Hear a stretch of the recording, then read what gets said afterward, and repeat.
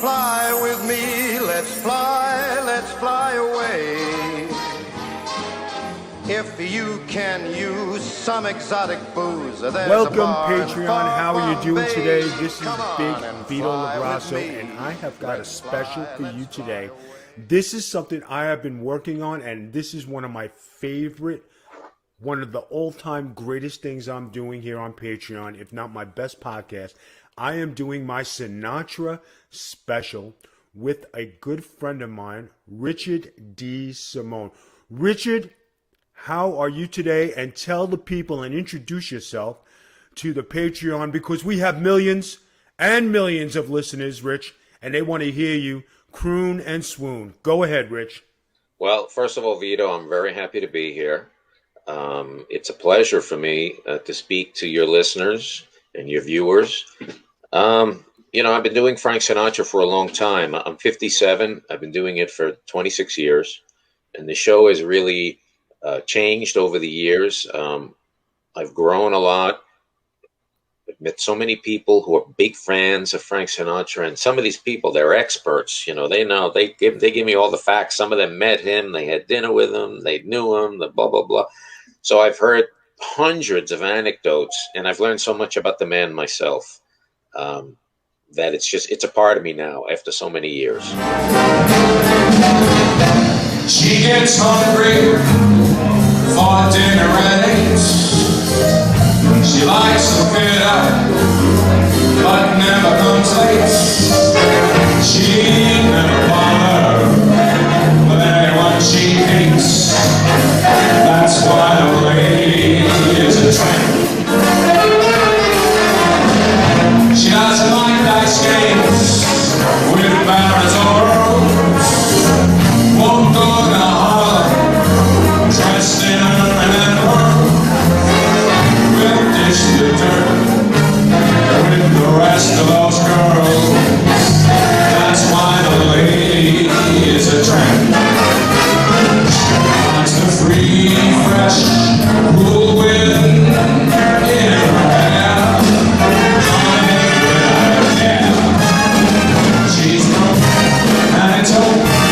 She hates California.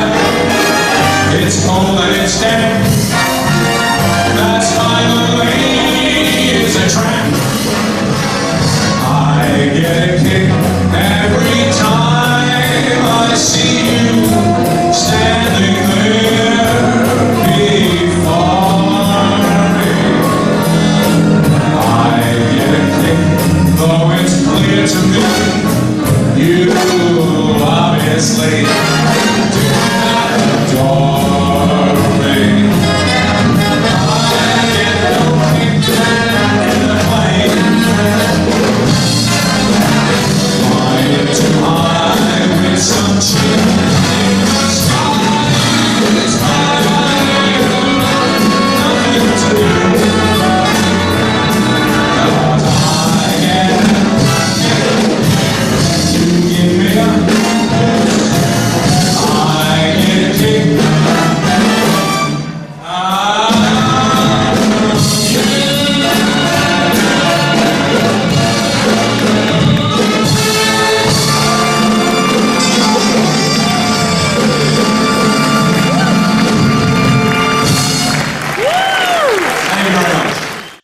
You are living your dream through Frank Yeah. Sinatra. How many people get to do that in their lifetime?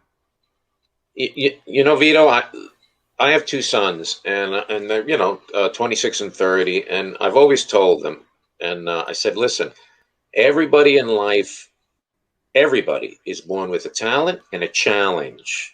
Okay, the challenge could be anything. We know what they are. It could be a physical thing. It could be on and on. Okay, the talent could be a host of things. Some people are good singers. Some people are good athletes. Some people can dance. Some people can crochet, etc., etc. A lot of people go through life focusing on their challenges, and they don't dig to find their talents. I'm grateful. I've always liked to sing. When I was a kid, I grew up in the 70s. My brother Bob and I, he's a singer also, we would listen to songs, whether it was on TV or that we liked, and I remember we play them on a cassette tape, We record off the TV, and then we try to write all the words down so we could learn the songs and perform them. Those are the days of an audio cassette where you had to like press pause, write it down, press play, write it. Exactly. It was just a thing. Like I enjoyed singing, and who better to study and to bring to life than Frank Sinatra? Now, which part came first? Because you do strike a resemblance to him, and you do sound like him. Was it I look like Frank Sinatra or I sound like Frank Sinatra? No, you know, to be honest, how it all started, we started doing community theater. I have three brothers and one sister, and but then one day my brother had excuse me, very busy man here, a karaoke machine that had tapes. This was in the 80s, and I remember there was a Harry Connick Jr. tape, and I started fooling around with a couple of songs, and I heard my voice on the machine with the big band music in the background, and I said, wow, this is fun. This sounds like, you know, I don't sound too bad, you know. And then the Harry Connick tape got me thinking about Frank Sinatra. That's Frank. That's Frank, everybody. He's ringing our bell. It's my brother Eddie calling, as a matter of fact. So what happened was, and I'll try to make this the short version. This is how I stumbled on Frank. I have another job, another full-time job, right? That actually gives me my medical benefits, all that jazz. A guy at work was singing a song, the Coffee Song. At that time, I never heard it. This was like 1994. I said, hey, what song is that? He goes, oh, this is Frank Sinatra from a great CD. I'm going to bring the CD in, have you listen to it. The CD was Frank Sinatra live at the Sands with the Count Basie Orchestra in the mid-'60s. I listened to that CD. I was blown away. Wow. I said, oh, God, I have to learn some of these songs. And then I went to Beam's Music Store, a local music store in Lancaster County, and I asked them if they had karaoke tapes of Frank Sinatra. I had to order it out of a catalog. I got my first tape. I still have the tape here. And it had about maybe 6 songs of Frank Sinatra, and then the corresponding tracks with some guy singing. So you kind of gives you an idea how to do the song. And it came with the words, the lyrics. I memorized it just for fun. I was singing it at work. Again, just for fun and to annoy people and for fun. And somebody at work, their wife worked at Ephrata Community Hospital, and they worked for an anesthesiologist. His mother was going to be 75, and they were going to throw a party for her at the Bluebell Inn in Skippack. One thing led to another. The guy at work said, I have a phone number for you. Okay. I told my wife, you sing like Sinatra. And I was like what? I told you sing like this anesthesiologist wants to hire you for a party for his mother, who's a huge Frank Sinatra fan. So I panicked because I'm like, oh my, how did this happen? So I called her. Before I knew it, I had my first job, the Bluebell Inn, Skippack. I had to do about 7 songs. I had a bad tuxedo with a jacket and pants with 2 shades of black. My tuxedo shirt came from Goodwill.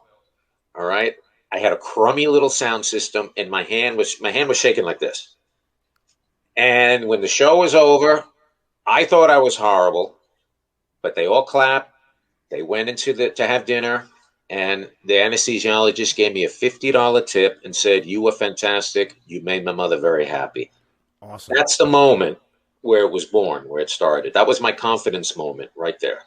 Now, you mentioned a name that was very inspirational to a lot of people because they never thought you could duplicate Frank Sinatra, Harry Connick Jr. Yeah. Now, Harry Connick Jr., he is very iconic in the music world because he's the first clone of Sinatra. He's the man who sang, had his pizzazz, had all the movements. Were you hooked on Harry Connick, and did you pick up anything from him during your years of learning? Well, no, but Harry Connick, see, when I was a kid, Frank Sinatra music, to me, was considered like old people music. Right. When I was in the 70s, my uncle would have the radio on. He had an old car. Change that channel. Oh, I don't want to listen. But then Harry Connick Jr. like kind of gave it a cool rebirth. Mm-hmm. So I remember I listened to a few Harry Connick songs. I liked his voice. I liked what he was doing, and I remember saying to myself, "Wow, that would be cool, to be able to do that." But what happened was when I got that CD and listened, and I always saw the movies with Frank Sinatra, Guys Right. and Dolls, and a bunch of other of his films. I started to pay more attention to him, Frank Sinatra. Then I started getting tapes, movies, because I didn't have blue eyes. I wanted to see, I figured people would feel like they were experiencing Sinatra if I could move like him. My Exactly. voice, this is my natural voice. I'm from the Bronx, New York City. So this is I'm not impersonating him. This is just the way I talk. So I'm lucky that way since he was, right across the river where he's from, Mm-hmm. um, that the accent is pretty much the same. It's pretty close. So I didn't have to worry about that. But the movements are big because people pick up on those subtle little things. And Sinatra did so many little tiny things that you don't think it's a big thing until you recognized it. And it's little things like when he sings, sometimes he goes like this when he's The talking snap about. of the snap of the Well, this is finger. the snap's a big one, but then he'll go like, be like, it's hard to explain until you see it in No, I motion. know exactly what you're. Yeah, I am a almost huge like going away, Sinatra. like going away. Right. Like, So, and he had a shoulder shrug. oh If yeah, you, the shoulder shrug is huge because he was like, give the shoulder shrug like he had swag, and that's like the first swag thing you saw about him. oh right, and he would do it right at a certain moment, and okay, all right. There's a big thing like, but sometimes like I've got the world on a string. Yes. Okay, he sings a part like I've got the world on a string, and when the part that comes, let me see, sitting on a rainbow, got the string around my finger. Then it's like, but it's powerful and tiny at the same time, and that's like magic. He doesn't have to do much, just like, little, and I'm doing that. I get goosebumps. Now, tell me, did you ever consider getting together with your own Rat Pack? Now, that would be wow. Well, it's funny you mentioned that, Vito, because I have. I work now. I mean, when we get shows together, I work with a gentleman named Eric Richardson, and he's from Maryland, Baltimore, Maryland. He does Dean Martin. And then I work with another guy, Stephen Roman. He lives in Florida, and he does Sammy Davis. And we've done a few shows together, but obviously because of the logistics, the shows have to be, the dates have to work for all three of us, and depending on the venue.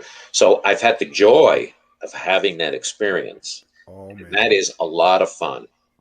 Um, it's one thing to sing by yourself and to bring everything to life and to interact with the audience, and I love interacting with the audience. But when you have the Rat Pack there, people enjoy that because they see three guys having a good time, loving being together, and just bringing good music to the audience. So people really, really enjoy that.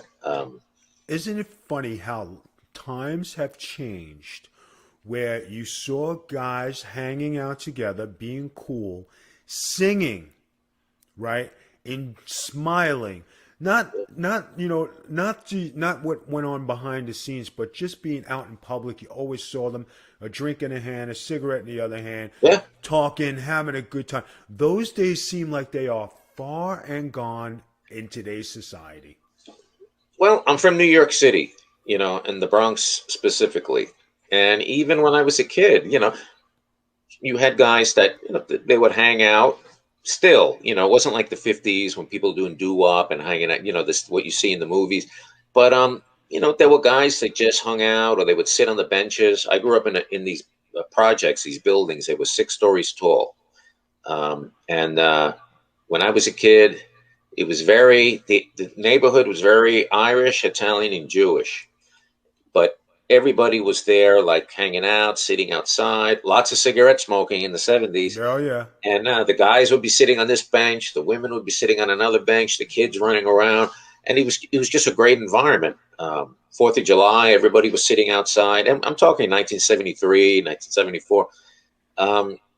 But that's the one thing music does, is music brings everybody together. I did a wedding. I did an Indian wedding a couple of years ago. It was all people from India. They wanted Frank Sinatra. I got a call a couple of years ago from a lady. Her daughter was turning 16. They were having a party. They were renting a restored barn in Lancaster County. The gift to their daughter was hiring me to perform Frank Sinatra. 16 years old. So Frank Sinatra goes everywhere. Ages, nationalities, all different kinds of people from everywhere. There's just something about his music that like reaches out. Now, when you talk about the old times, now being that you've been, living this spectacular lifestyle of being Frank Sinatra, reinventing him, right? Yeah. Me being in the wrestling business, I have encountered some great moments and been in the greatest places. But this one thing you just said that really strikes me, and it's the truth. You always remember the poor times when you had nothing, because those were the best times of your life. It's true. It's true. Vito, I remember, I'll never forget this. I was a Cub Scout, and I was at this event where we were trying to earn a badge or something like that. And my uncle, who would bring us to a lot of these things like Cub Scout events, things like that, he was talking to another kid's father, and me and this kid were playing with a couple of sticks in the dirt. I was probably like 8 years old. And I overheard them saying, "Look at these kids. We buy them expensive toys, this, that, and the other, yet they're happy playing with 2 sticks in the dirt." Now I'm 57, okay? That was almost 50 years ago. I still remember overhearing that. And that's a perfect example, okay? Mm-hmm. You don't need this, that. We have so much inside of us that we can use to find joy. And I'm grateful that I'm not going to say, "Oh, my singing voice." You know what? Confidence. Confidence to me is almost more important than talent to an extent. Because I know some people who sing beautifully, but they're very shy and they hold back. And you got to you have to like let it out and share and give it to the people out there. Even though you're afraid, maybe you're going to make a mistake, maybe you'll be a little flat, and I don't know how to put it into words, but it just comes out the right way. You said the correct word. You said confidence. Yes. Me being a wrestler, right? I have wrestled in front of 30 and 40,000 people. Yep. I've main evented like in a country where they wanted to kill you, but yeah, they watch your every movement, and you said confidence, right? Yeah. There are guys who are in the best, they look like they're in the best shape. They say, "Oh, I could wrestle all day." But as soon as they get in front of those people, their adrenaline, their nervous system, everything gets zapped. They can't do it. They can't last 2 minutes. Oh, yeah. They hear the roar and the, yep. Exactly. And they can't do it. Now, I want to ask you another great question. Who is the most famous person that you ever sang a song with? So, in other words, that I ever sang with? Sang with, legit superstar. Well, Tom Jones. We're talking, the king of swing. I'm talking. Who is who would you say you've sang with that is world renowned? That I sang with for real? For real. Nobody. You never got that opportunity. No, because right now, I mean, I've had opportunities to do big shows here and there, and it has to coordinate with my regular job. So right. I'm like a chained entertainer. I squeeze my show in anywhere and everywhere when I can, and I'm also working with my day job. So, for example, if somebody calls me, "Hey, tomorrow I got a gig in California. Can you come?" I can't. You know what I mean? It's not like I'm retired or something like that. But but no, I've worked with I sang with you when you dressed as Elvis once. Remember? Yeah, but I was going to get to that a little later. But like now, Yeah. if Tom Jones called you, now Tom Jones is the man. Him, Oh yeah, yeah. Elvis, Sinatra. You talk about if Tom Jones said, "Hey, listen, Frank, I need you. Can you make this? Yeah. Would you I, make? Would you make the time?" Let me tell you something. I'd be there, and I wouldn't be one bit nervous. And that I know of myself. And it's not because I think who I am. It's because this sounds very corny, but there's so much love for this music. Sometimes I find almost a tear coming out of my eye when I sing certain songs Right. because I feel it so deeply. And I don't, that sounds a little like, oh, but I'm telling you the truth. I'd go sing in front of the president. I'd go sing. If they call me, I'd be there. Now you just said another great thing because as the feeling you have, like if the viewers are watching my face, they could see how happy I am that I'm actually doing this interview with you because Frank Sinatra's one like to me he's the man, right? And me just talking to you, even though we're friends, we know each other on a personal level, right? Me just doing this interview is like it's big to me because here I'm interviewing one of my icons. I'm interviewing one of my guys. You know what I mean? One of the guys you like when you sing a song, you think Frank Sinatra. When you think of this, you get that certain feeling inside you. You feel good, like you could sing anywhere. One place I sang a song, and it was in Hanover, Germany. I was in an empty arena. So I was singing a bunch of songs, and I sang my way in an empty arena, right? Yeah. Now here I am. I'm coming over. I'm kicking ass on every son of a bitch in the place, and they're listening to me sing by myself, and they're like, "All right, this is confusing. He's a nasty fuck." But like you look at him singing, he's happy. These guys actually taped it, and they handed it to me at the end of the tour. They say, "Here, this is for you." Oh, that's nice. I said, "What is it?" They said, "It's you singing in the empty arena."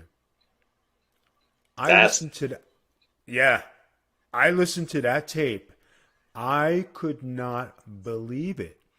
I was like, it was like you finding out for the first time, like, hey, I could sing. One of my passions is dancing. Okay, I love to dance.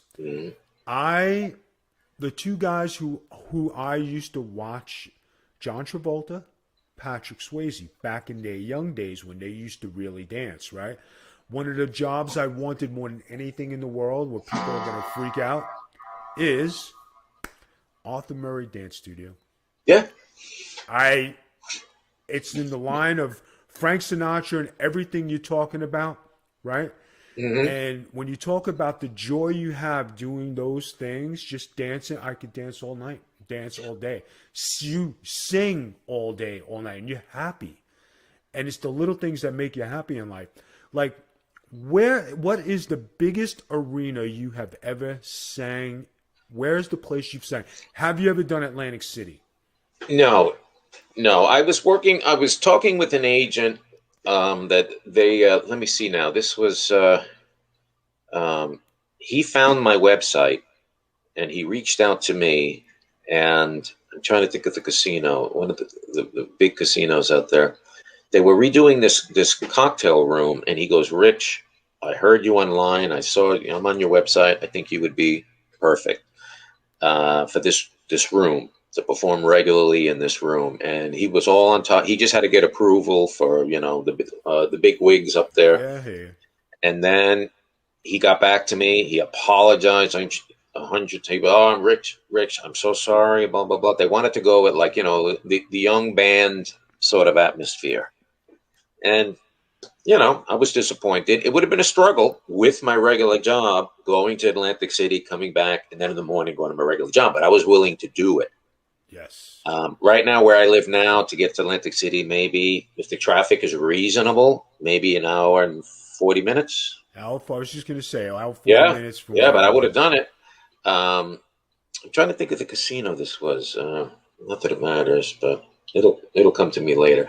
But in terms of the biggest venues I've done, I for the last several years, I performed for the Boys and Girls Club at the Philly Convention Center, the Philadelphia Convention Center, and that was a great event. COVID kind of interrupted their annual event, so usually it's done in May.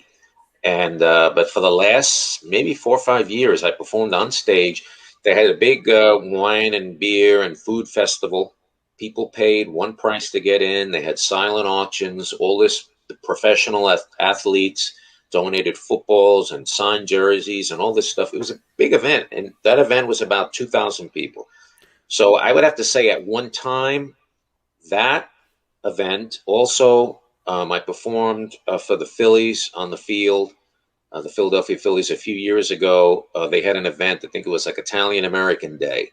Right. And they reached out to me. Again, they found me online. I guess they typed in Frank Sinatra. So I sang a few songs before the game started. And then in the 7th inning, I led Take Me Out to the Ball Game on the field. So I guess those two venues were probably the largest that I've done. So now you have a big event coming up in November. Yeah, that's exciting. About that. Tell us. I'm excited about that because my brother, who I mentioned, I have 3 brothers, but the one that I sing with, his name is Bob Desimone, and he's a Bobby Darin impersonator. I'll say impersonator / performer, just like I do Frank Sinatra. So he's up in Peekskill, New York. That's Westchester County in New York. And I performed with him before. He does Bobby Darin, I do Frank Sinatra. We've done a bunch of shows. But this past spring, a guy reached out to my brother, and he's a Jerry Lewis impersonator.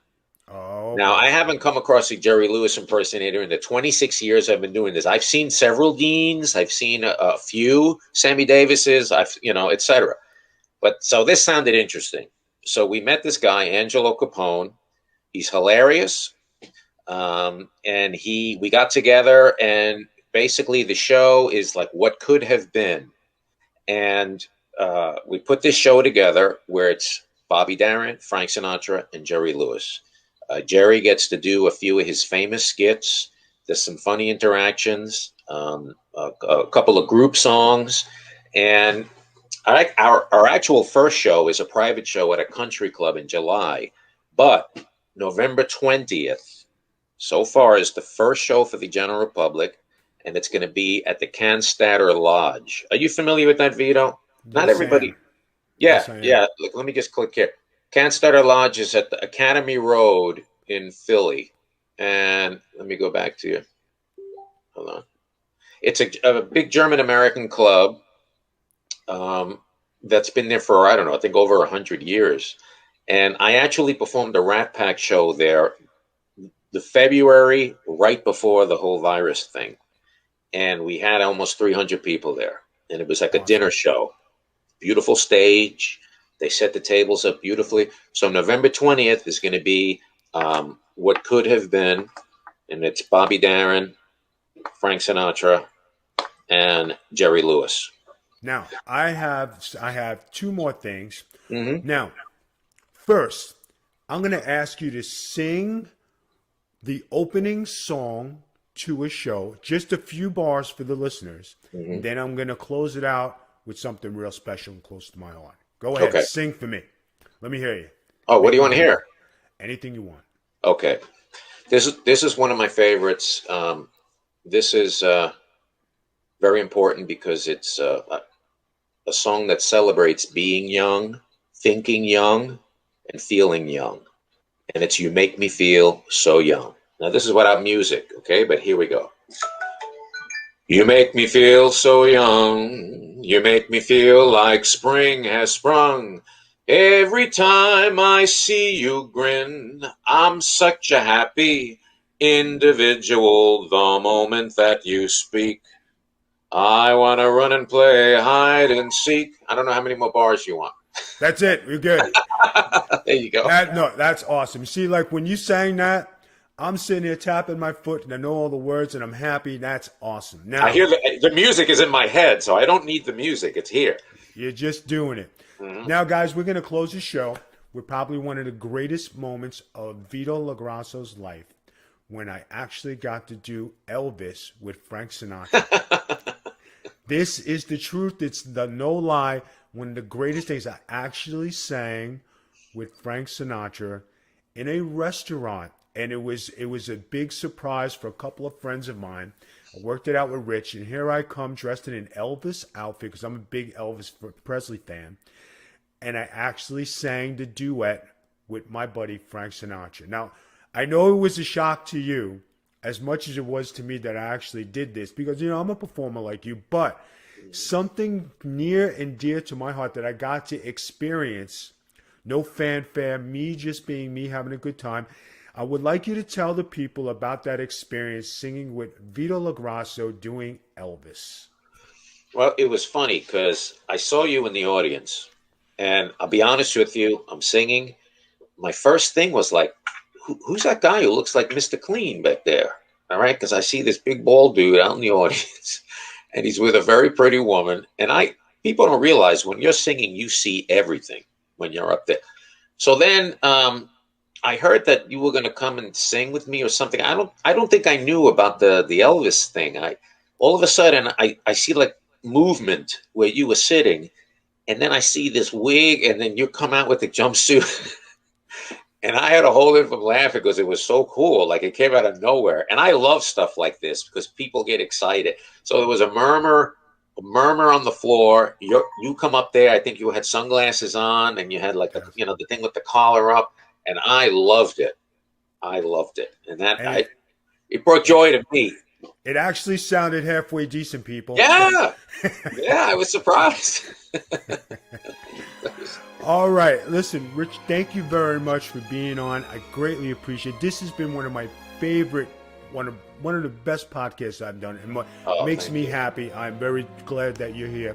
Now, tell the people where they can get you. Put out your plugs. Do your thing. Yeah, it's very simple. For those listening, I'd like you to visit my website. My website has my current schedule, the restaurants I'm performing at, and also information if you want to hire me, you want to hire me and Bobby Darin, or me and the Rat Pack, etc., etc. The website, I'll say it, then I'll spell it. It's croonerrich.com, and it's CROONERRICH, croonerrich.com.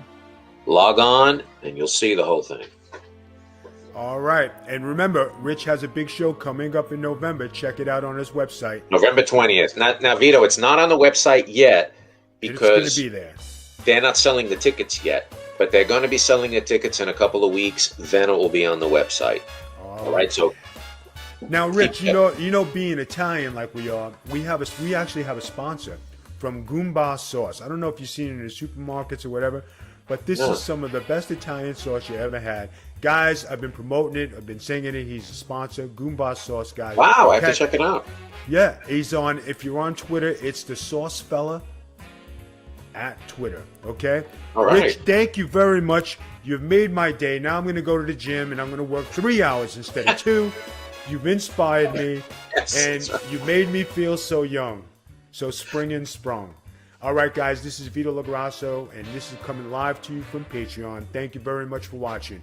Peace out. The Phillies would like to honor a very prominent figure in the Italian community who would have celebrated his 100th birthday this year.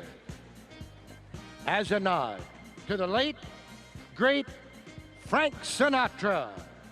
Tonight, we welcome a local performer whose song stylings remind us of Frank Sinatra. Ladies and gentlemen, to perform Luck Be a Lady, please welcome Rich Desimone.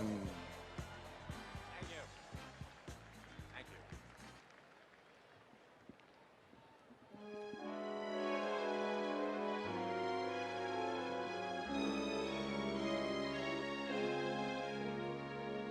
They call you Lady Luck, but there is room for doubt. You're on this day, You are always with me and all about. You're on this date with me. The pickings have been lush. And yet before the evening is over, you might give me the brush. You might forget your manners. You might refuse to stay. And so the best that I can do is pray.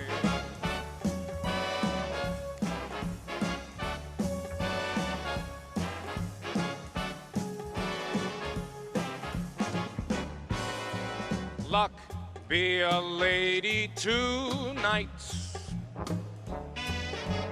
Luck be a lady tonight. Luck if you've ever been a lady to begin with. Luck be a lady tonight.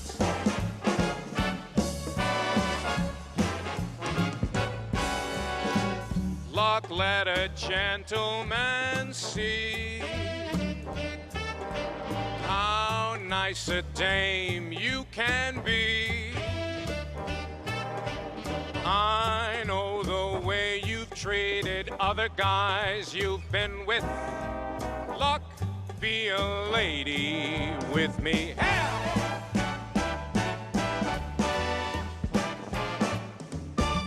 A lady doesn't leave her escort. It isn't fair. It isn't nice. A lady doesn't wander all over the room and then blow on some other guy's dice. So let's keep this party polite. Never get out of my sight. Stick with me, baby, I'm the guy that you came in with. Hey, luck, be a lady tonight. Here we go.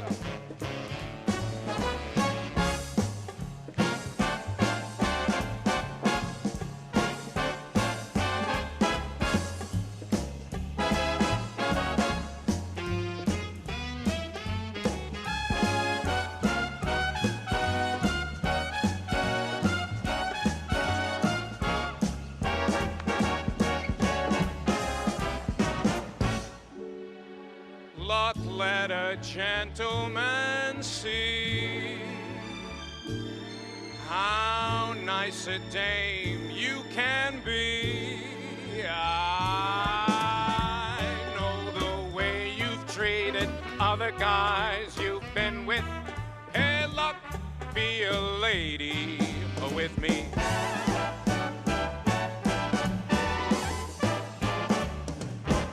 A lady doesn't leave her escorts.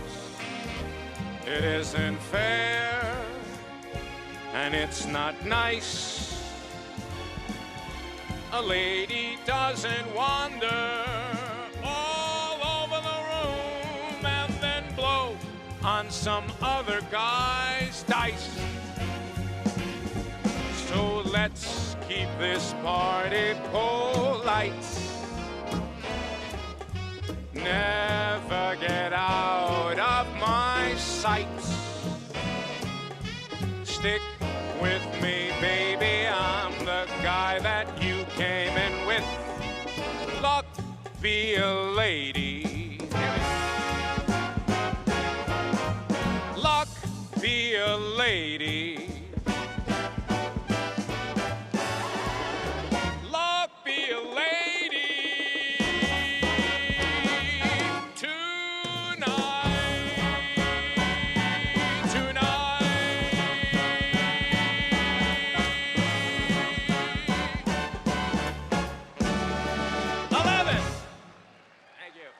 Rich Desimone. Thank you very much. Thank you. And now, ladies and gentlemen, Here's Rich once again performing Come Fly With Me.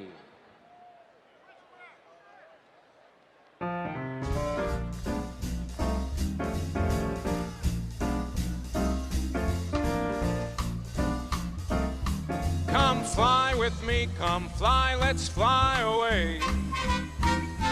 If you can use some exotic booze, there's a bar in far Bombay. Come on, fly with me, we'll fly away. Come fly with me, we'll float down to Peru. In Llama Land, there's a one-man band who will toot his flute for you. Come on, fly with me, we'll float down in the blue.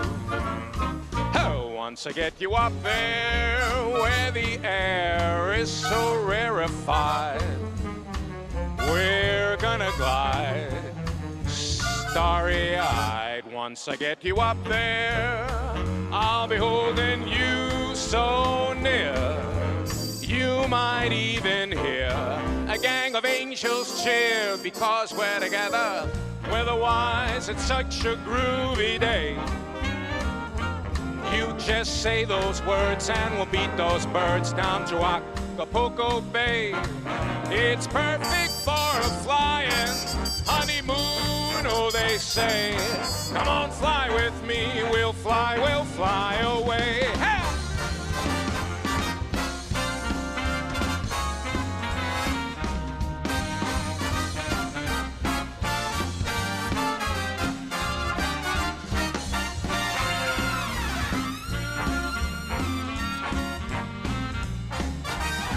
Once I get you up there where the air is so rarefied, we're gonna glide absolutely petrified. Once I get you up there, I'll be holding you so near. You might even hear a gang of angels cheer, just because we're together. Weather-wise, it's such a groovy day. You just say those words and we'll beat those birds down to Acapulco Bay. It's perfect for a flying honeymoon, oh they say. Come on, fly with me, we'll fly. Pack up, let's fly away. Pack a small bag. Thank you very much.